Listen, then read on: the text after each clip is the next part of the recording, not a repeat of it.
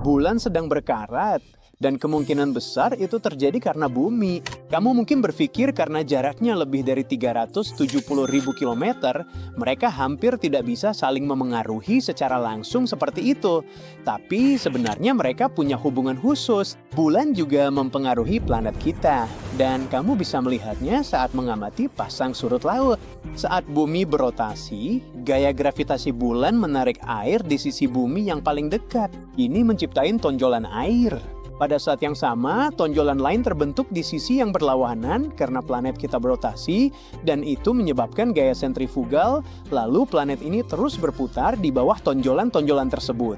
Itulah sebabnya kita mengalami 2 kali pasang rendah dan 2 kali pasang tinggi setiap hari. Selain itu, bulan kadang-kadang bergoyang, miring lebih atau kurang, dan menyebabkan perubahan pada pasang surut laut. Dan sebagai balasannya, atmosfer bumi membuat satelit kita menjadi berkarat. Karat adalah zat kemerahan yang kamu lihat pada gerbang atau paku tua. Oh, dan kamu tahu tebing Vermilion dan Grand Canyon? Mereka juga punya warna merah khas itu, berkat besi berkarat di dalam batuannya. Karat terbentuk ketika besi bereaksi dengan oksigen dan air. Karat juga umum ditemuin di Mars. Warna khas planet itu berasal dari karat yang udah ada di sana sejak lama. Itulah asal mula julukan planet merah. Biasanya, kamu nggak akan bilang bulan adalah tempat yang mudah berkarat karena permukaannya kering dan hampir nggak punya atmosfer. Namun, wahana antariksa pernah meneliti bulan pada 2008 dan mendeteksi spektra, yaitu pantulan cahaya dari berbagai permukaan bulan. Sehingga wahana itu bisa menganalisis permukaan bulan. Data yang dibawa menunjukkan bahwa kutub bulan punya komposisi yang berbeda dari bagian bulan lainnya. Di sana ada batuan yang mengandung banyak hematit. Itu adalah jenis oksida besi tertentu, atau gampangnya karat. Nggak ada yang nyangka soal itu karena seharusnya nggak ada banyak karat di bulan, mengingat kondisi di sana. Tapi kita tahu ada sedikit air di permukaan satelit kita itu. Makanya muncul beberapa teori baru tentang berbagai material baru yang mungkin tersembunyi di bulan. Ada kemungkinan material itu terbentuk karena air bereaksi dengan batuan. Supaya besi bisa berubah warna jadi karat seperti ini, dibutuhkan sesuatu yang disebut oksidator. Itu adalah molekul yang mengambil elektron dari material seperti besi, misalnya oksigen. Tapi angin matahari terus-menerus menghantam bulan dan membawa hidrogen bersamanya.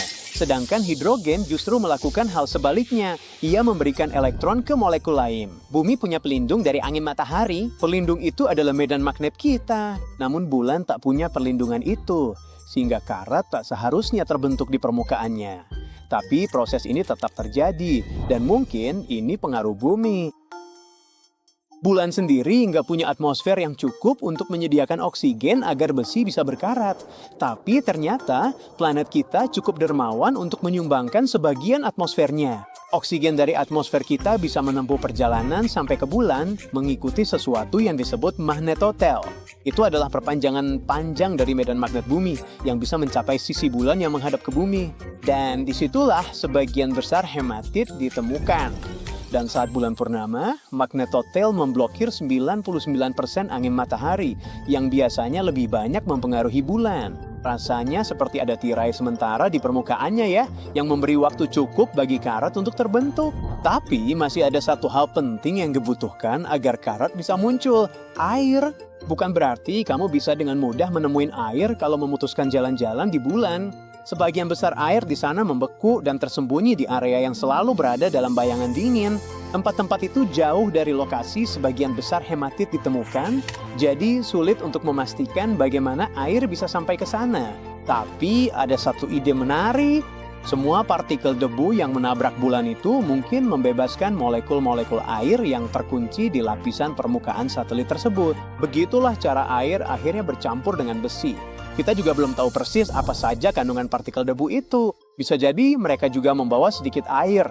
Saat partikel menghantam permukaan bulan, panas yang dihasilkan mempercepat oksidasi sehingga karat makin banyak terbentuk.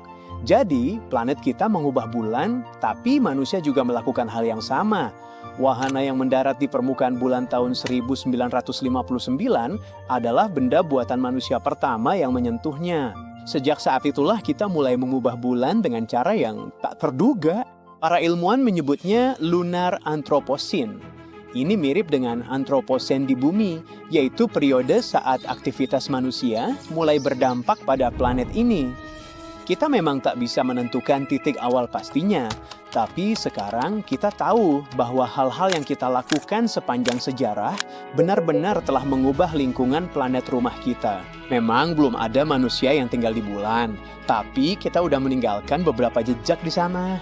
Setelah manusia pertama kali datang ke bulan, udah banyak misi yang dilakukan ke sana. Kita meninggalkan beberapa pendarat dan bendera, memindahkan tanah bulan, membawa bola golf, peralatan ilmiah, bahkan sampai limbah manusia. Rencana ke depannya, mengirim lebih banyak misi ke sana dan bahkan berpotensi membangun infrastruktur di mana sebagian dari kita bisa tinggal, mempelajari sumber daya bulan, dan mengirimkannya kembali ke bumi.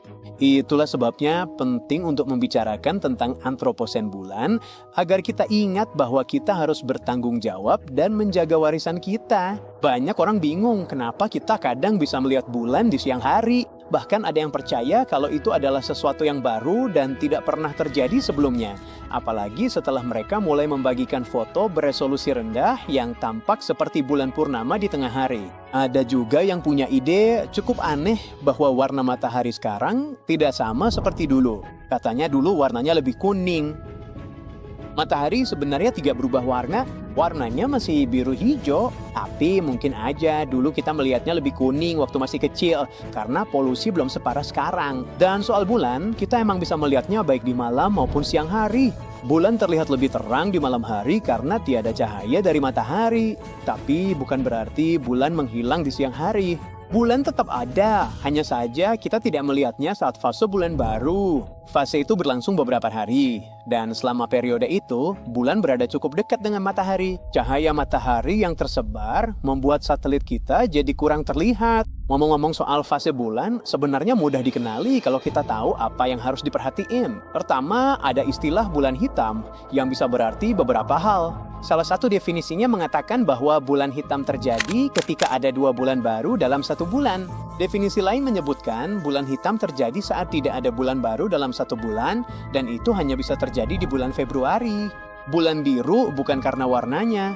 Bulan biru adalah purnama ketiga dalam musim dengan 4 purnama, dan supermoon terjadi saat bulan berada di titik terdekat ke bumi dalam orbit elipsnya, sehingga bulan tampak lebih besar dari biasanya. Kadang-kadang kamu bisa melihat ke langit malam dan melihat sebuah bola merah yang menyeramkan di atas sana. Bukan pertanda kiamat atau manusia serigala, meski istilah Blood Moon sering menginspirasi cerita fiksi. Sebenarnya, ini fenomena astronomi saat bumi memberi bayangan kemerahan ke bulan. Terjadi ketika posisi bumi di antara bulan dan matahari saat gerhana bulan total. Sahabat kecil bumi itu menangkap sedikit cahaya merah yang berasal dari atmosfer kita. Dan itulah sebabnya kamu melihat warna yang khas itu.